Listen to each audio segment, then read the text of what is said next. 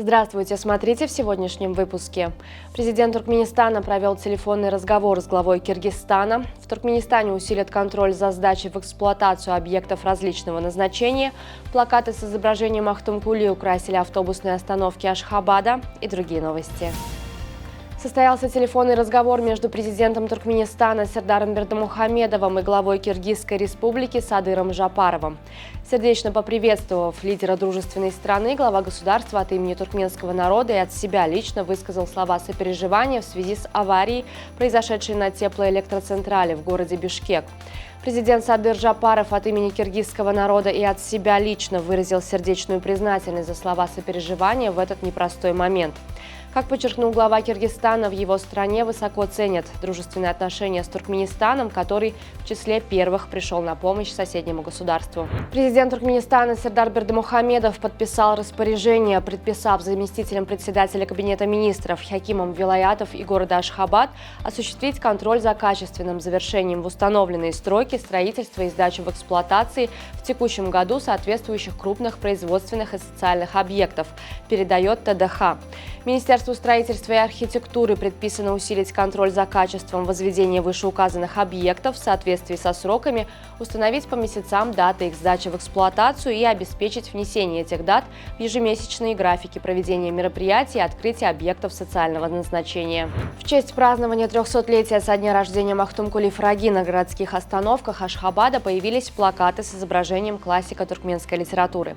Рядом с портретом поэта размещены мудрые высказывания и отрывки из его стихотворений. Теперь, ожидая транспорт, пассажиры могут провести время с пользой, почитав знаменитые строки и вдохновляющие цитаты Фраги. В январе этого года нефтяники Балканского вилаята Туркменистана нарастили добычу черного золота на 9% по сравнению с аналогичным периодом прошлого года. Всего в западном регионе за первый месяц года было добыто свыше 300 тысяч тонн нефти. Немалая заслуга в этом принадлежит сотрудникам подразделений госконцерна «Туркменнефть». Информация об инфраструктуре международного морского порта Туркменбаши будет включена в цифровой реестр транспортно-логистических центров для международного транспортного коридора «Север-Юг». Решение о создании реестра было принято в конце января в ходе второго заседания транспортного бизнес-диалога СНГ.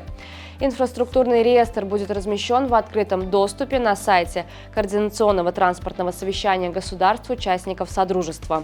Информация, содержащаяся в реестре, позволит эффективнее формировать логистические маршруты и цепочки поставок по коридору Север-Юг, в котором возрастающую роль играет Туркменистан.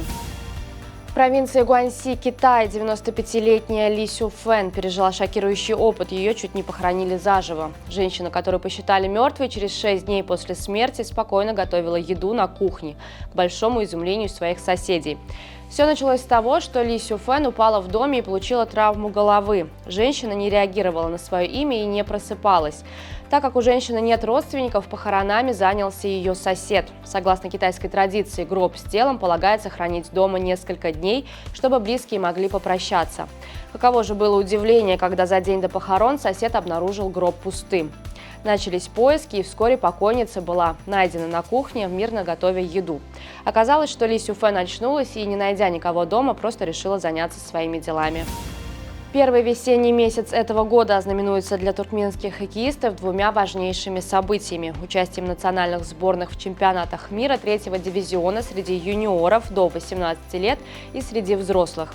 13 февраля сборная Туркменистана по хоккею отправится в Минск для проведения учебно-тренировочных сборов на базе спортивного комплекса «Раубичи».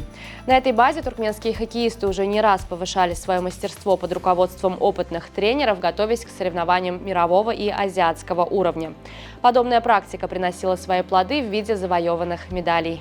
Футболисты сборной Иордании сенсационно победили команду Республики Корея в полуфинале Кубка Азии.